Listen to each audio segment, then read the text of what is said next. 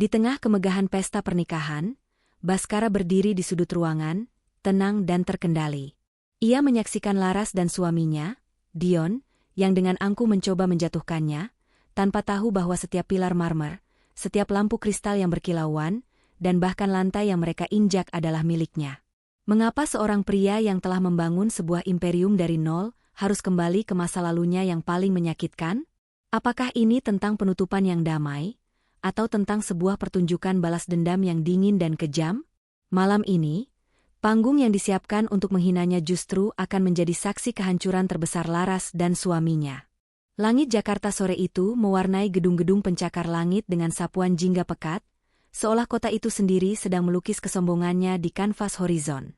Di lantai 51 Menara Aditama Propertindo, Baskara Aditama, sang arsitek di balik megahnya lanskap kota, tidak memandang keluar jendela. Fokusnya tertuju pada maket raksasa proyek Nusa Sentosa City, sebuah kota mandiri yang akan menjadi deklarasi paling berani dari imperiumnya.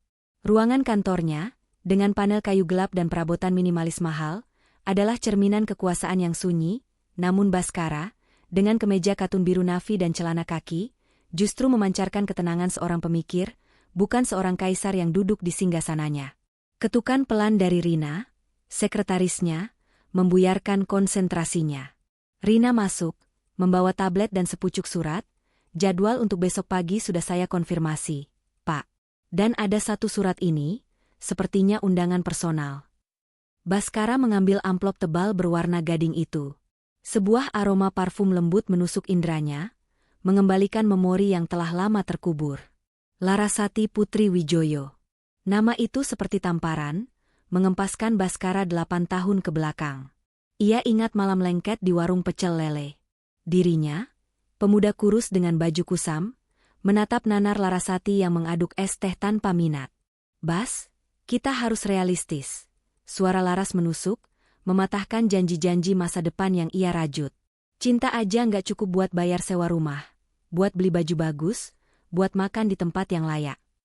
Kata-kata Laras, maaf, Bas. Aku nggak lihat apa-apa, adalah vonis mati bagi mimpinya.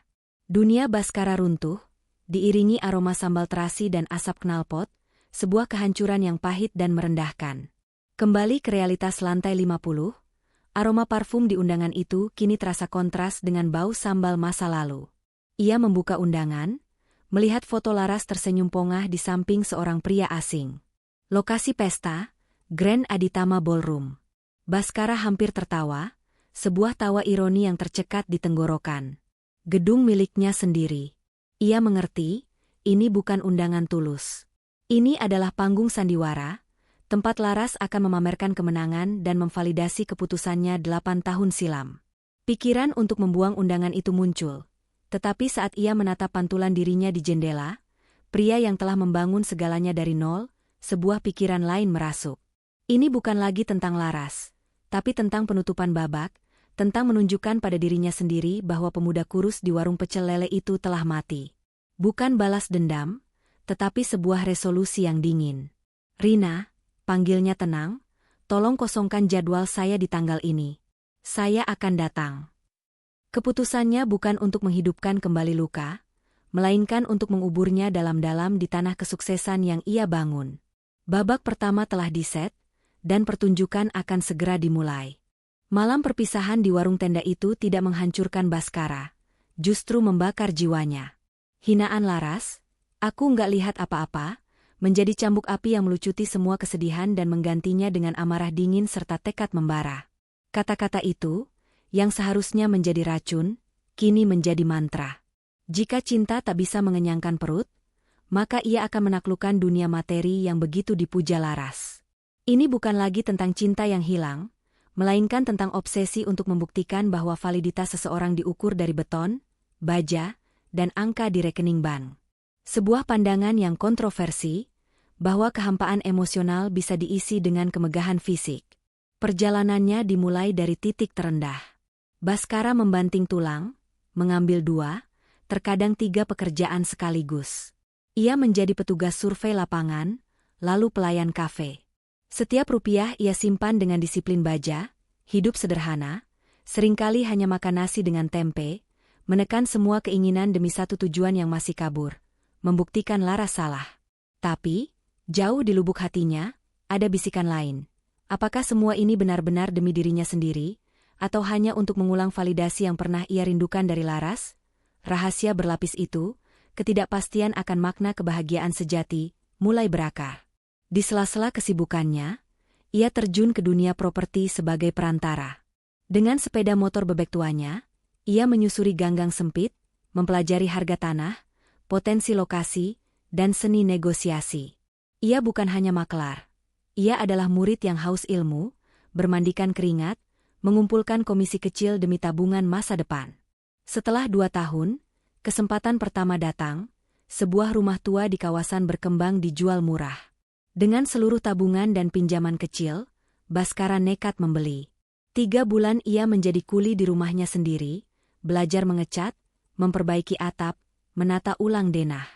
Ketika rumah itu selesai direnovasi, ia menjualnya dengan keuntungan hampir 3 kali lipat. Momen itu adalah validasi yang ia cari. Itu bukan sekadar uang. Itu adalah bukti bahwa ia bisa mengubah abu menjadi emas. Dengan modal itu, ia mulai membeli dan menjual properti lain, skalanya membesar dari satu rumah ke sebidang tanah. Jalan yang ia lalui tidak mulus. Ia pernah ditipu, nyaris bangkrut karena proyek gagal. Namun, setiap kegagalan hanya membuatnya lebih cerdik, lebih tangguh. 5 tahun setelah malam menyakitkan itu, di sebuah kantor sewaan sederhana, lahirlah PT Aditama Propertindo. Nama Aditama, dari nama belakangnya, adalah penanda bahwa ini adalah miliknya, dibangun dari luka dan ambisi. Proyek klaster perumahan 50 unit di Serpong mengukuhkan namanya. Roda bisnisnya berputar kencang. Ia mendirikan Aditama Konstruksi, mengamankan seluruh rantai pasok industrinya.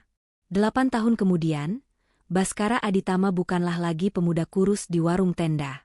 Ia adalah arsitek nasibnya sendiri, namun pertanyaan fundamental tetap menggantung.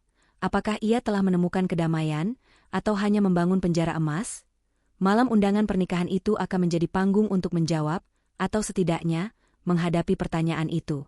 Sabtu malam tiba. Dari penthouse miliknya, Baskara melihat Jakarta gemerlap, puncaknya Grand Aditama Ballroom bermandikan cahaya, ironi termanis yang ia miliki. Ia tidak mempersiapkan diri untuk perang, melainkan untuk sebuah observasi. Pilihannya jatuh pada kemeja batik tulis Sogan, dipadukan celana hitam dan sepatu kulit yang mengilap, memancarkan kemapanan yang bersahaja, bukan kekayaan yang berteriak. Di cermin, ia tidak melihat lagi pemuda nanar 8 tahun silam, melainkan seorang pria dewasa yang matanya memancarkan ketenangan dan kendali diri. Ia datang bukan untuk mencari pengakuan, melainkan untuk menjadi saksi. Saksi dari akhir sebuah kisah dan saksi betapa kokoh fondasi hidup yang telah ia bangun di atas runtuhan hatinya. Di garasi pribadinya, ia melewati deretan mobil mewah, memilih sebuah sedan Genesis G90 hitam metalik, mencerminkan kemewahan yang sunyi, sama seperti citra dirinya malam itu. Perjalanan terasa singkat, diiringi musik jazz instrumental yang lembut. Ia melihat pasangan muda di sepeda motor, tertawa di tengah kemacetan, dan ia tersenyum tipis. Ia pernah di posisi itu. Kini ia menuju panggung sandiwara yang disiapkan khusus untuknya. Setibanya di lobi Grand Aditama Ballroom, ia menyerahkan kunci pada petugas valet yang menyapanya dengan standar profesional yang ia tetapkan sendiri, tanpa menyadari bahwa ia adalah pemilik segalanya. Melangkah masuk, Baskara disambut kemegahan yang sangat ia kenal. Karpet marun, pilar-pilar raksasa berhias lili putih, suara biola dari kuartet mini. Aroma bunga segar berpadu parfum mahal. Semua ini adalah karyanya. Malam ini, ia adalah tamu di istananya sendiri. Ia mengambil segelas air mineral dan berdiri di sudut tak mencolok, mengamati. Seperti yang ia duga, kehadirannya segera menjadi pusat perhatian yang canggung. Rico, teman lamanya, membelalakan mata dan berbisik pada istrinya. Santi, teman dekat Laras, memberinya tatapan kasihan. Yang lain hanya mengangguk kaku, bingung bagaimana bersikap pada si miskin yang entah bagaimana bisa hadir di pesta semewah ini. Baskara tidak membalas dengan tatapan menantang atau senyum pahit. Ia hanya mengangguk sopan, membiarkan mereka berbisik, berasumsi. Pertunjukan utama bahkan belum dimulai. Ia hanya perlu menunggu sang sutradara, Larasati, menemukannya. Tidak butuh waktu lama. Tatapan Larasati yang menyapu ruangan akhirnya menemukan sasarannya. Baskara melihat kilat kemenangan di mata mantan kekasihnya itu. Dengan anggun, Laras menggandeng lengan suami barunya, Dion, dan berjalan membelah kerumunan menuju sudutnya. Bisik-bisik di sekitar mereka semakin jelas. Pertunjukan akan segera dimulai. Baskara, suara Laras nyaring, penuh kepura-puraan yang terlatih. Ia memeluk udara di samping bahu Baskara, gestur yang menegaskan jarak, bukan kehangatan. Aku nggak percaya kamu beneran datang. Sumpah aku senang banget. Baskara hanya tersenyum tipis. Selamat, Laras. Kenalin, Laras menarik Dion sedikit ke depan. Ini suamiku, Dion Wijoyo. Dion, pria tegap berjas mahal, mengulurkan tangan. Jabatannya terasa terlalu kuat, sebuah unjuk kuasa yang kentara. Dion, katanya singkat. Laras cukup sering cerita tentang teman-teman lamanya. Ada jeda sesaat sebelum kata, teman-teman, penekanan halus yang menyeratkan masa lalu yang lebih rendah. Disinilah Laras memulai serangannya, mengelus lengan suaminya dengan manja, matanya menatap Baskara, menilai reaksinya. Gimana, Bas? Suka tempatnya? Mewah, kan? Suaranya sengaja dikeraskan agar terdengar oleh beberapa teman lama yang mulai mendekat. Dion yang urus semuanya. Katanya si ini ballroom paling mahal dan eksklusif di Jakarta sekarang. Aduh, untung kami bisa pesan dari setahun lalu. Kalau enggak, pasti enggak dapat. Lanjutnya tanpa jeda. Baskara mengangguk pelan. Tempatnya sangat bagus. Laras, pilihan yang tepat. Jawaban tenang itu tampaknya tidak memuaskan Laras. Ia butuh reaksi yang lebih besar. Oh, tentu saja. Dion enggak pernah main-main soal kualitas. Ia lalu menoleh pada suaminya. Sayang, coba deh cerita sedikit soal proyek baru kamu di kantor yang pembangunan kawasan terpadu itu, loh, yang nilainya triliunan. Biar Baskara ada gambaran kerja di perusahaan properti raksasa itu seperti apa. Ini adalah serangan langsung. Upaya untuk menggarisbawahi posisi Dion yang superior dan posisi Baskara yang diasumsikan inferior. Dion tersenyum angkuh. Siap pamer. Hanya proyek biasa sebetulnya, katanya merendah, padahal nadanya sombong.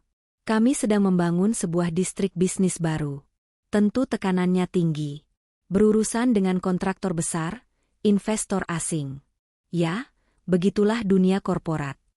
Beberapa teman di sekitar mereka mengangguk kagum, melontarkan pujian pada Dion.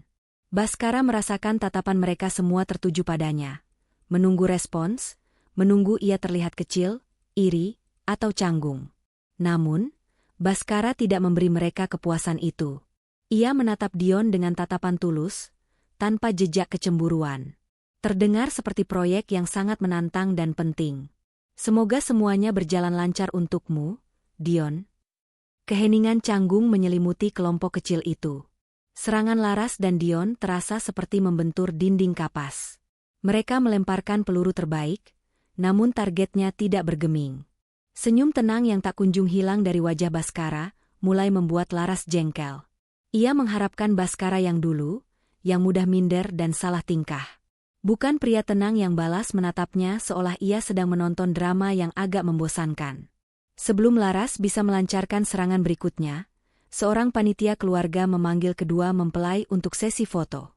Dengan sedikit kesal karena tidak mendapatkan reaksi yang diinginkannya, Laras melempar satu kalimat terakhir pada Baskara. Nikmati pestanya ya, Bas. Makan yang banyak. Kapan lagi, kan? Lalu ia dan Dion berlalu, meninggalkan Baskara sendirian di sudutnya dengan senyum tipis yang sama di wajahnya. Ia meraih segelas air lagi dari nampan yang lewat. Babak pertama penghinaan telah selesai, dan ia melewatinya tanpa satu goresan pun. Ia bertanya-tanya, apakah rasa hampa yang ia rasakan adalah kemenangan sejati, atau justru konfirmasi bahwa semua ini hanyalah panggung dari kehampaan yang berbeda? Baskara melanjutkan perannya sebagai pengamat yang hening, menyaksikan Laras dan Dion di pelaminan, menerima ucapan selamat dengan senyum yang tampak dipaksakan. Terutama saat Laras sesekali melirik arahnya, seolah memastikan ia masih menonton kemegahan pestanya. Baskara hanya menanggapi dengan anggukan kecil jika tatapan mereka bertemu, sebuah sikap yang justru semakin membuat Laras bingung dan jengkel. Ia merencanakan penghinaan, namun yang ia dapatkan hanyalah ketenangan yang menghantui. Sekitar 30 menit berlalu, para tamu mulai menikmati hidangan mewah. Baskara baru saja mengambil sepiring kecil kambing guling, saat ia merasakan pergerakan cepat dari sampingnya. Seorang pria bersetelan jas hitam rapi, dengan earpiece di telinga, mendekat tergesa-gesa. Wajahnya menunjukkan ekspresi sedikit cemas. Itu adalah Rian, manajer operasional Grand Aditama Ballroom, salah satu staf kepercayaan Baskara yang paling kompeten. Tentu saja para tamu, termasuk Laras, tidak mengenalnya. Rian berhenti tepat di depan Baskara, sedikit membungkukkan badannya dengan gestur sangat hormat, perlakuan yang biasa ia berikan hanya pada jajaran direksi atau tamu VVIP. "Selamat malam, Pak Baskara," sapa Rian dengan suara pelan namun jelas, nadanya syarat dengan permintaan maaf. "Mohon maaf yang sebesar-besarnya jika ada kekurangan dalam pelayanan kami malam ini. Saya baru saja diberitahu oleh staf di depan mengenai kehadiran Bapak. Apakah semuanya sudah sesuai dengan keinginan Bapak? Perlu kami siapkan meja khusus atau hidangan lain?" Sapaan itu seketika menciptakan gelembung keheningan di sekitar mereka. Beberapa teman lama yang kebetulan berada di dekat Baskara berhenti mengunyah. Telinga mereka menajam. Mereka melihat gestur Rian yang sangat takzim dan mendengar panggilan, "Pak Baskara," yang formal. Kening mereka berkerut dalam kebingungan. Di atas pelaminan, Laras yang sedang tertawa bersama seorang tamu penting menyadari perubahan atmosfer itu. Matanya menyipit, mencari sumber keanehan. Ia melihat manajer gedung yang tampak sibuk itu justru sedang berbicara dengan sangat sopan kepada Baskara. Pemandangan itu sama sekali tidak masuk akal baginya. Merasa citra pestanya yang sempurna sedikit terganggu, Laras turun dari pelaminan dan berjalan menghampiri mereka dengan ekspresi kesal yang coba ia tutupi dengan senyum. Dion mengikutinya dari belakang, penasaran. "Permisi," sapa Laras pada Rian, nadanya tajam. "Ada masalah apa ya? Kenapa Anda mengganggu tamu saya?" Rian, yang tidak mengenal Laras secara pribadi, menoleh dengan sopan. "Tidak ada masalah sama sekali, Ibu. Saya hanya ingin memastikan kenyamanan dari Pak Baskara." "Pak Baskara?" Laras tertawa kecil, tawa yang dipaksakan. "Dia hanya Baskara, teman lama saya. Tidak perlu perlakuan seformal itu. Anda bisa kembali bekerja." Sikap meremehkan dari sang empunya pesta membuat Rian semakin bingung. Namun, ia tetap menjaga profesionalismenya. Ia menatap Laras lalu beralih ke Baskara, seolah meminta petunjuk. Baskara hanya memberinya senyum tipis yang menenangkan, sebuah isyarat untuk tidak khawatir. Namun, Laras belum selesai. Ia merasa perlu menegaskan statusnya. "Dengar ya, saya dan suami saya yang menyewa tempat ini. Seharusnya Anda memastikan kenyamanan kami, bukan tamu biasa seperti dia." Di titik inilah roda takdir berputar. Momen yang dirancang untuk mempermalukan Baskara justru berbalik arah, dan panggung penghinaan itu kini siap menyorot pemiliknya yang baru. Sikap Laras yang angkuh dan merendahkan membuat Rian berada di posisi yang sulit. Di satu sisi, ia berhadapan dengan klien yang sedang menggelar acara. Di sisi lain, klien tersebut sedang menghina atasannya, pemilik dari semua yang ia lihat di sekelilingnya.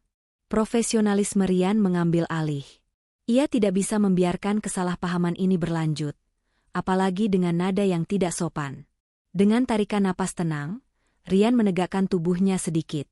Tatapannya beralih dari Baskara ke Laras.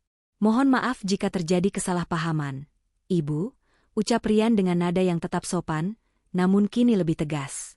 "Saya hanya menjalankan tugas dan adalah tugas utama saya untuk memastikan kenyamanan dari pemilik perusahaan kami." Laras tertawa sinis. "Pemilik?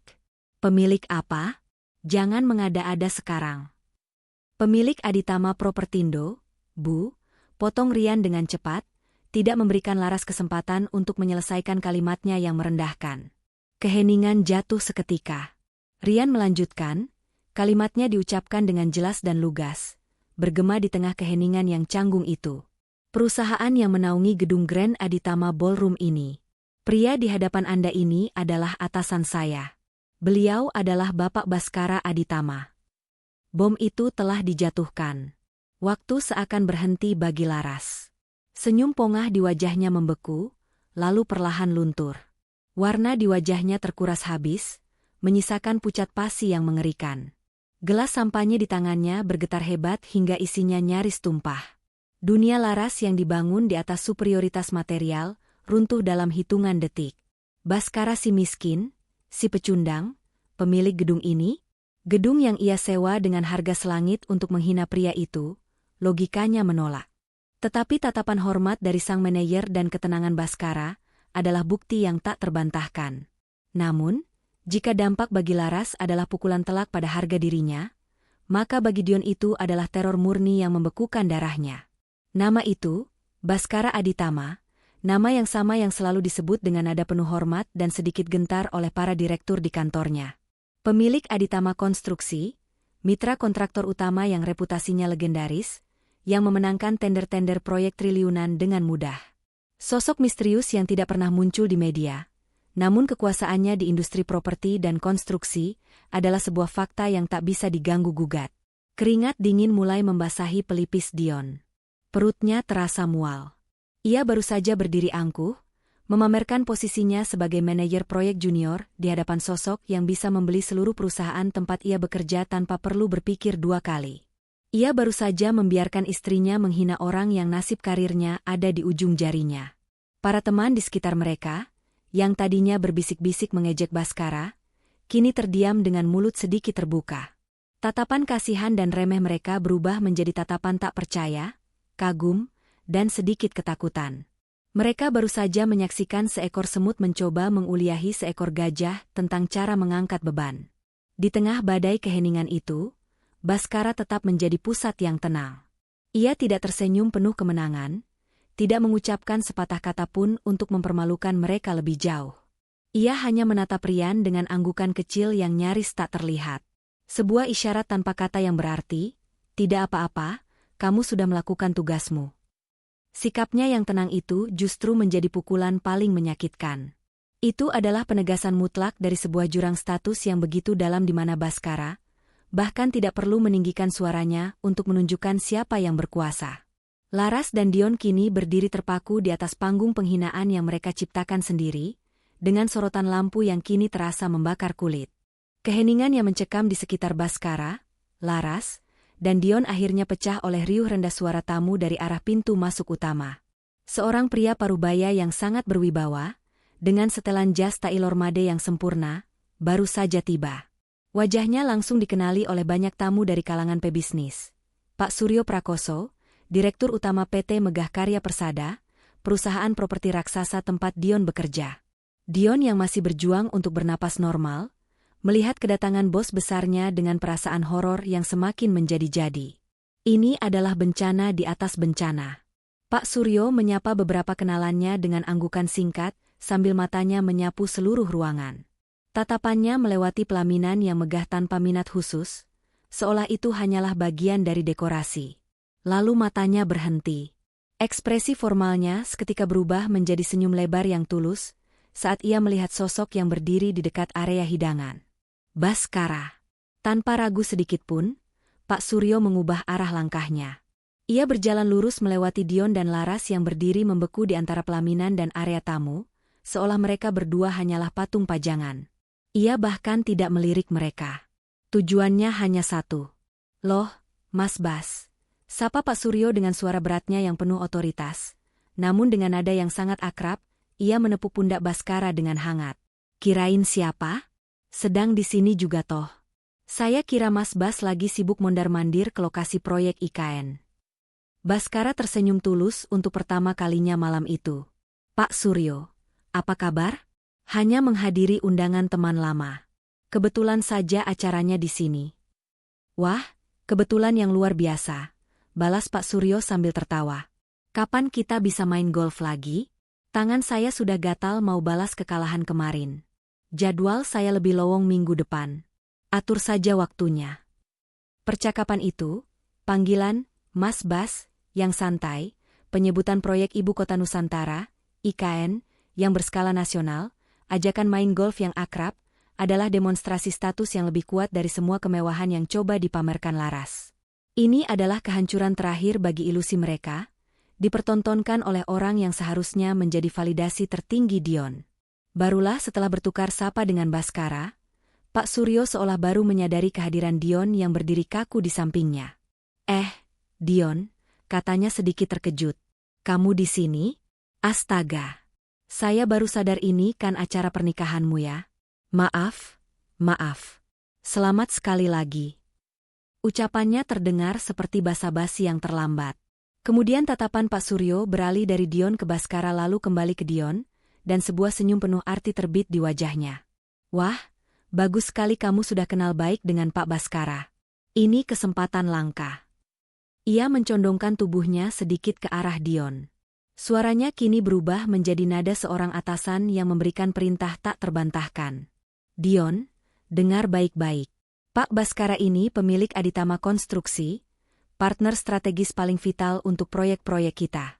Pastikan kamu menjaga hubungan ini dengan sangat baik. Mengerti? Dion hanya bisa menelan ludah dengan susah payah. Seluruh darah seolah surut dari wajahnya. Baik, Pak. Mengerti, Pak? Jawabnya dengan suara bergetar yang nyaris tak terdengar. Laras yang menyaksikan seluruh adegan itu merasa kakinya lemas. Pria yang ia pilih karena karirnya yang ia anggap cemerlang, baru saja diperlakukan seperti anak magang di hadapan pria yang ia buang karena dianggap tidak punya masa depan.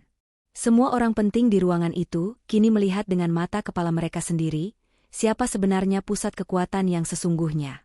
Panggung penghinaan itu kini telah sempurna, dan ironisnya aktor utamanya bukanlah Baskara, melainkan bos dari suaminya sendiri. Pak Suryo masih asyik membahas potensi bisnis di ibu kota baru, sama sekali tidak menyadari, atau mungkin tidak peduli, pada drama beku yang terjadi di sekelilingnya. Namun bagi Baskara, pertunjukan ini sudah selesai. Tujuannya datang malam ini telah tercapai, bahkan dengan bonus yang tidak pernah ia harapkan. Dengan sopan, ia memotong pembicaraan Pak Suryo. Baik, Pak Suryo. Nanti saya akan minta Rina untuk menghubungi sekretaris Bapak guna mengatur jadwal golf kita. Kalau begitu, sepertinya saya harus mohon izin pamit lebih dulu. Oh, begitu cepat, Mas Bas? Tanya Pak Suryo sedikit kecewa. Baiklah kalau begitu. Senang sekali bisa bertemu di sini. Hati-hati di jalan. Setelah menjabat tangan Pak Suryo sekali lagi, Baskara berbalik. Sebelum melangkah pergi, tatapannya bertemu untuk terakhir kali dengan Laras dan Dion. Ia melihat wajah Laras yang pucat dan hancur. Gaun pengantinnya yang mewah kini tampak seperti kostum dalam sebuah tragedi. Di sampingnya, Dion berdiri dengan kepala sedikit tertunduk. Seluruh kesombongannya telah menguap, menyisakan citra seorang pria yang kalah telak di malam terpenting dalam hidupnya.